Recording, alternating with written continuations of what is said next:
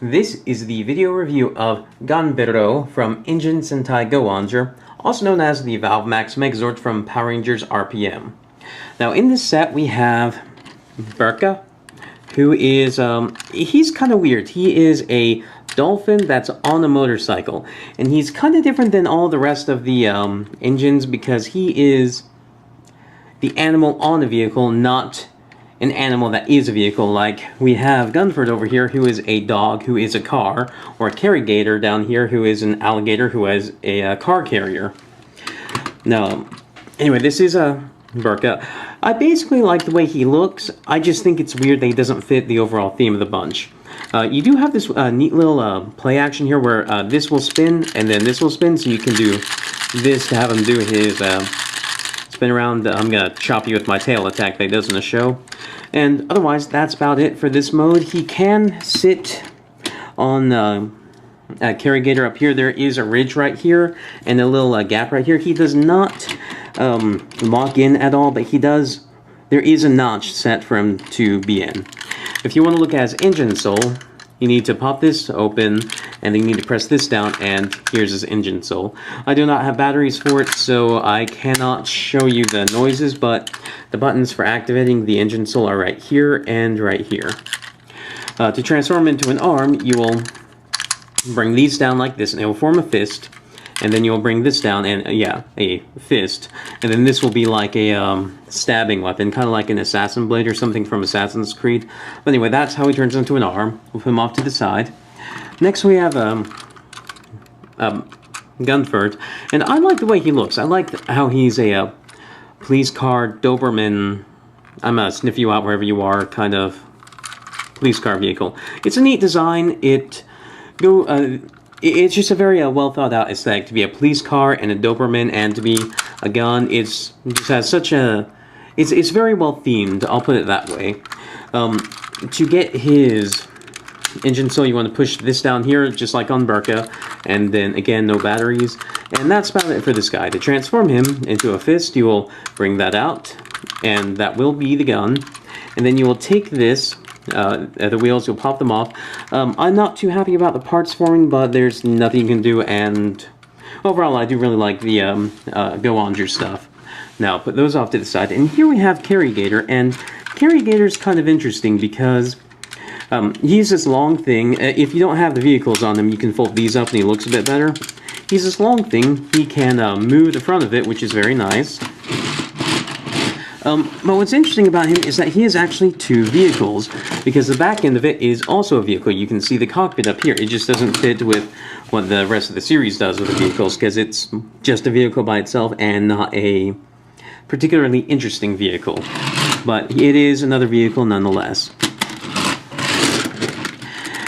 Now, to get this transformation started, you want to pop it in half like this.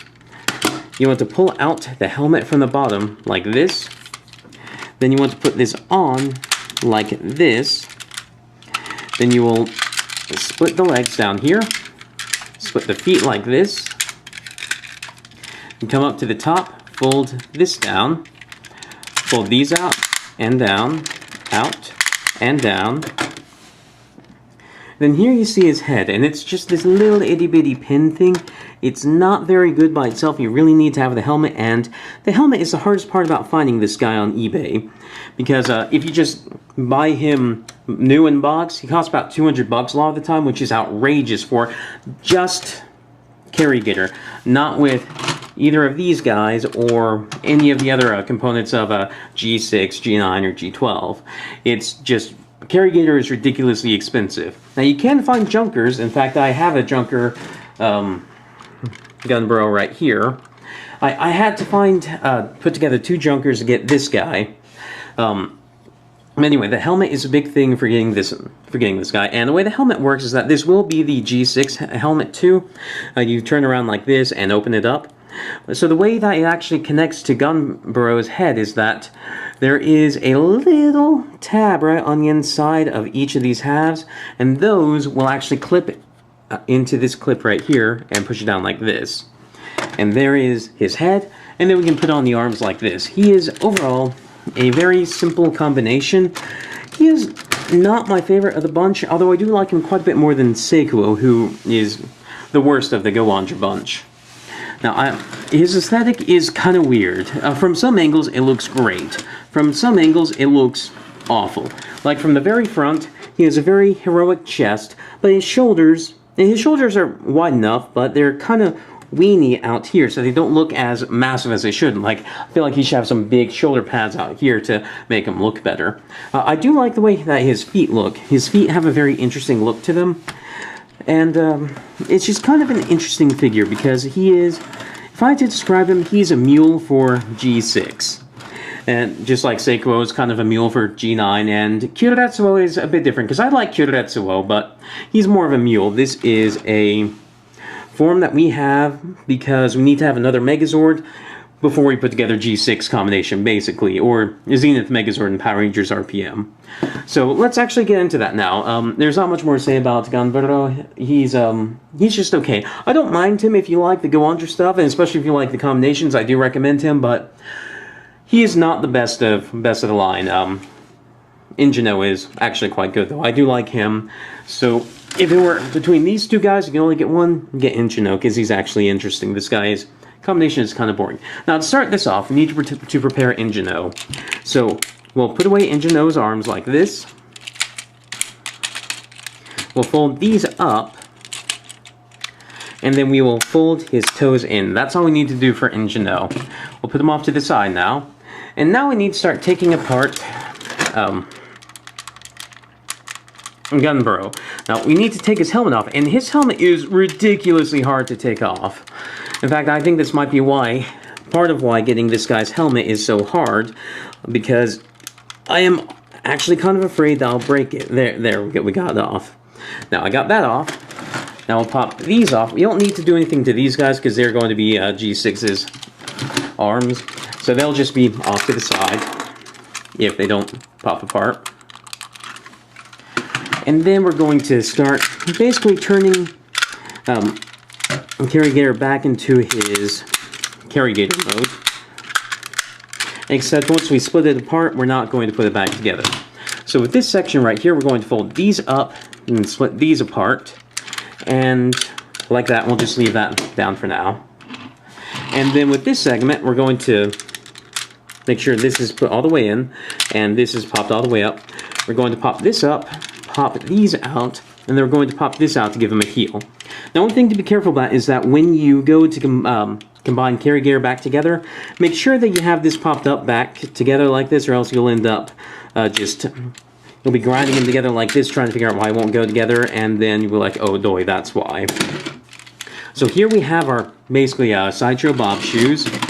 We have our arms. And then the helmet, you split it apart like I showed you earlier, like this. And here you have the helmet. And now we're ready to start putting together G6. So the first thing we're going to do is we're going to take the legs right here of Ingeno, and we're going to take these tabs in here, and we're going to put them into these clips right here, and then this is going to clip onto the inside of his leg. So it's going to go in like this, and angle, and pop together like that. Push this up. Do the same with the other side. It's almost exactly the same combination, just the only difference is that it's a slightly different mold on this side. And here we have the new shoes, and it is actually significantly bigger now, the overall combination, than just Ingeno was. Because Ingeno was perfectly tall, but wasn't really a wide set. Now it's starting to get some width to it. We'll put on the new arms like this, and like this. And this, by the way, this version of G6 without the helmet is what I had for a long time before I end up getting this helmet.